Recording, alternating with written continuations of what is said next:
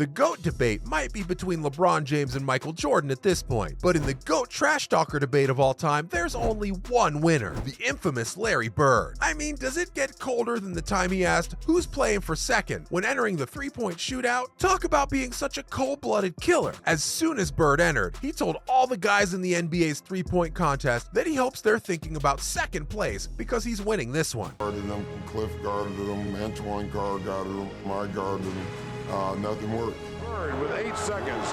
Bird on the drive. The runner is good again. In fact, he told Dale Ellis before the contest that he wouldn't be trash talking this year because we all know who's going to win. The best part? He actually won. Lifted his finger in the air before the final shot went in and didn't even remove his warm-up jacket. But you'd be thinking, at least he doesn't talk like this during actual NBA games, right? Wrong. And hear this from none other than the person who was trash talk, Clyde Drexler, who actually revealed that back during his rookie year, he was given the task of guarding Bird. That's on the coach, to be honest. What are you doing putting a rookie on Larry Bird? Well, Bird definitely didn't mind as he told Drexler that you can't stop me. Drexler replied, "Gosh boy, you're so confident." Bird didn't even look back when he pointed out that he wasn't confident. Drexler was just a rookie who didn't know anything. Yeah, you guessed it. Bird would proceed to score 10 straight points on Drexler just before the coach took him out of the game. To rub it in further, Bird walked past him laughing. That's super harsh, man.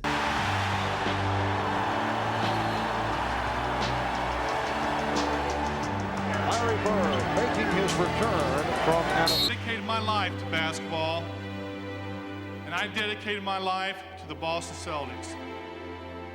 My basketball career is a... Oh, but don't think for one moment that he only picked on weaker opponents. Bird and Magic enjoyed a serious rivalry, and it was one of the best of all time. While Magic probably just about edged it, Bird had his moments too. But I'm tasked with the best trash-talking moments, so this one will have to suffice. In one of the Celtics-Lakers matchups, Johnson was injured and sat out. But that didn't stop Bird from putting on a show, or, well, trash-talking. He walked over to Magic and told him that he was sorry that Magic wasn't playing, but also asked him to sit back and watch as he puts on a show for him. Unbelievable, right? But I don't need to tell you that he went on to do exactly that. In fact, he even looked over to Magic every time he'd score. Well, I don't know if 70-some thousand can see it, but they're here. Probably watching on Jumbotron, but you know, it's amazing how the game has come so far and all the time they put into it to make it better. So the NCAA has done a great job, and it's just getting bigger and bigger. When we first came in, there's 32 teams. Now there's 64. However, this pales in comparison to what Bird liked to say before every game on the road. Yeah, Larry had a type of ritual before the games away from home. He would enter each building, and like many players, Bird would settle down while getting his ankles taped. Then, he'd look over to the mop boy or someone around and ask them to run along and find the scoring record in this building. As you guessed it, he'd go on to break most of these during his playing time. Larry used to come in the locker rooms, he'd be getting his ankles taped, and he'd say, you know, "Hey, ball boy, run in and go find the scoring record in this building." You know, he needed those kind of challenges.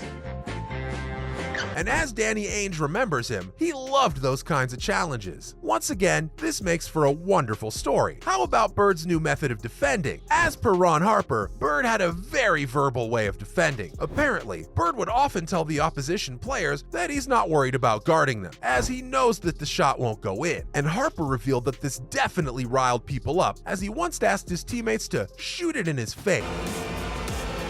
give them the lead. Bird for 3, but it won't count. Well, if he's getting in your head, he's doing his job. But Mark Aguirre definitely wasn't when he decided to turn the tables on Bird himself. This is a lesson that you shouldn't trash talk the trashiest talker. So the story goes that once Mark Aguirre hit a three-pointer with Larry Bird guarding him, he made it and said to Bird, "Take a look at that." I mean, I understand. When you're playing against someone who can wind up people in a jiffy, you'd want to get even. Unfortunately for Aguirre, Bird was feeling the heat. He came right back and sank 3 consecutive three-pointers and told Aguirre that, "Pal, you're out of your league." Bird is hurt. Bird is down, and he's hurt. And Larry Bird is headed to the locker room for treatment. intense. It clearly shows that he had zero regards for the opposition players and just loved playing with their minds. As Danny Ainge gave another golden tidbit about Bird's play, he said that on many occasions while on the court, Bird would demand the ball from Ainge while standing in front of the opposition player. He would say to his face, "I got this guy in the torture chamber right here." He'd get the ball and torture him a little bit more. What's on the 10 seconds? We'll walk out and Larry say, "I'm gonna get it right here, Ed, and I'm gonna shoot it in your face."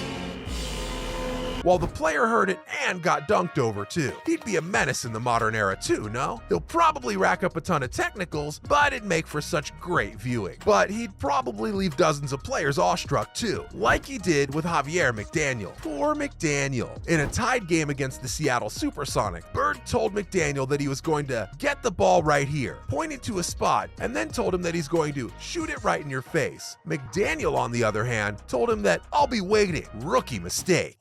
I said, "I know I'm gonna be waiting." And he said, "I'm gonna get it right here. I'm gonna shoot it right in your face." Larry was a basketball genius. A mask of a hick from Finch Lick out as his calling card. And if you believe that for 1 second, you were going to get... Almost immediately, Bird made 2 baseline cuts and then posted the ball from the exact spot. Not one to forget. Larry turned and made the sequence in his face and told McDaniel that he didn't mean to leave 2 seconds on the clock. And he came out when right about that exact spot and shot a shot right in my face. And you know, he was like, "I didn't mean to leave 2 seconds on the clock."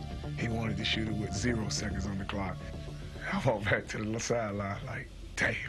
McDaniel walked back to the sideline feeling a bit low about all that. But it's all right, Javier. You're hardly the one who got done like that. Many greats have fallen too, especially when they've tried to say something back to Larry, like Reggie Miller. He reflected on Bird's trash-talking ability in his book and explained that once late in a game, he tried to disrupt Larry's concentration, but he went about the business in the wrong way. He chose to trash-talk him with Bird on the free throw line. It became apparent that he needed to sink those, but his response was epic, almost like he was in training. Bird made the first one, turned to Miller, and told him that, "I'm the best shooter in the league. Do you understand? You're trying to tell me something?" And then sank the second one. But this hardly comes close to this greatest trash-talking moment in NBA history. At least for me, when Larry Bird decided to play left-handed. He made it known at the end of one of the Celtics' long road trips that because the next game is the last game of the trip, he'll play this one left-handed, at least through 3 quarters. By the end of the 3 quarters, Bird had 27 points playing left-handed, and then switched to his right in the 4th, only to end the night with 47 points, 14 rebounds, and 11 assists in Portland. But only because I'm having a great time too, I'll just add one more. This one is when Bird trash-talked Frank Layden, an opposition coach who himself was quite a funny guy. Bird was on one of his hot streaks, making shot after shot, and then he ran to Layden and asked him if he had anyone else on the bench worthy enough of guarding him. Kudos to Frank for humoring Bird as he looked to his bench and told him, "Nope, I don't." Ah, what a player. It's a shame the game's gone so soft. I'd love to have seen more trash talkers in the NBA. See you in the next video. And I says,